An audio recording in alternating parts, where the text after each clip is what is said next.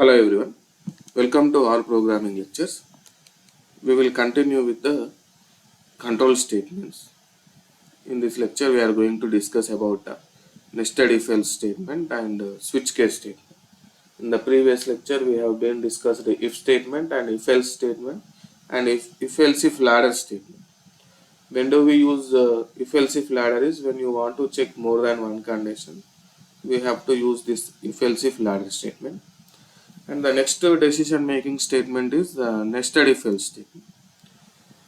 So when do we use this nested if else statement is when the if is having another if else block, otherwise if the else is having another if else block, then in these cases we are going to use this nested if else statement.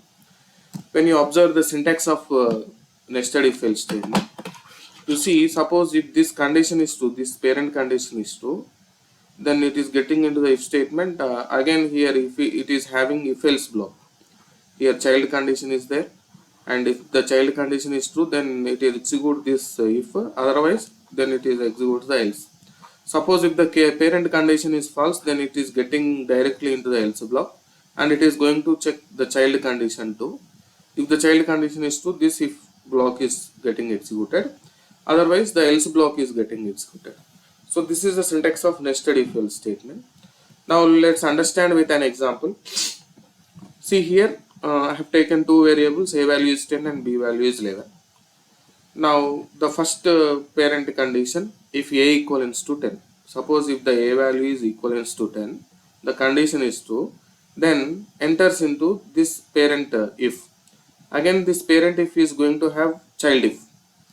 If b equivalents to 10, then it prints these statements, otherwise it prints these statements. Suppose if the a value is not equivalents to 10, then it will getting into the else block, and after getting into else block it is going to check another child condition too, that is a equivalents to 11. If this condition is true, then it prints these values, otherwise it is printing these values, right? Now let's execute this program.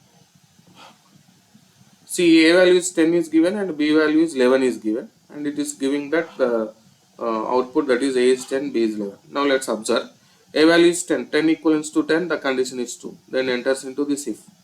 If b equivalents to 10, b equivalents to 10, no, the condition is false, then it's getting into the else block, then it prints a is 10, b is 11. Suppose here I give 11, a value is 11 and I am giving b value is 10, right? Let's execute this code and we'll see what is the output that we will get. A is 11, b is 10, which means that a value is 11, 11 equivalents to 10, the condition is false, then getting into this else block. A equivalents to 11, yes, 11 equivalents to 11, the condition is true, and this statement is getting as an output. So this is what nested if else statements. And the next decision making statement is the switch statement. So switch function expression is matched to list of cases. When you want to give for one expression, if you want to give more than one cases, then you have to use the switch statement. So then if the match is found, then it prints that particular case value. Like in C and Java programming, here we don't have any default cases in our program. Suppose if no case is matched, then its output gives as a null. These are the conditions that you need to remember. No default case is available, and if any of the case is not matching, then it gives the output as null.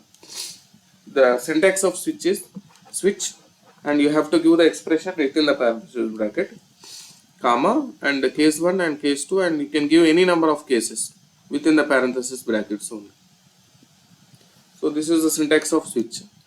Now let us understand with a program. See here, I have declared a variable day. I have given the variable value is Tuesday. So I am using the switch statement, switch. And the first one you need to give the expression. The expression I have given a variable only. And after that you can give the conditions. So this is case 1. And this is case 2, and this is case 3, case 4, case 5, case 6, and case 7, and case 8. Total 8 cases I have been given. Suppose the case 1 is Monday. So case 1 is Monday, then it will give this particular output. So case 1 is, suppose for example, case 4 is Thursday, and if it is true, then it will execute this. If any of the case is not found, then it will print invalid.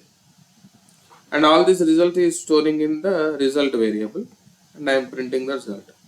Suppose the day has been given is Tuesday, then the second case will execute, and it will print the second day of the work week. It is going to print like this. So it is a normal syntax. First you need to give an expression, and after that you can give any number of cases. So how many cases I have been given here is 1, 2, 3, 4, 5, 6, 7, 8 cases I have been given. Suppose I have not given Monday to Sunday, I have given some other value, then it will give invalid day as an output. Sorry, if you give invalid day, then it will give this particular case. I hope it is clear. So these are the decision making statement. Thank you everyone.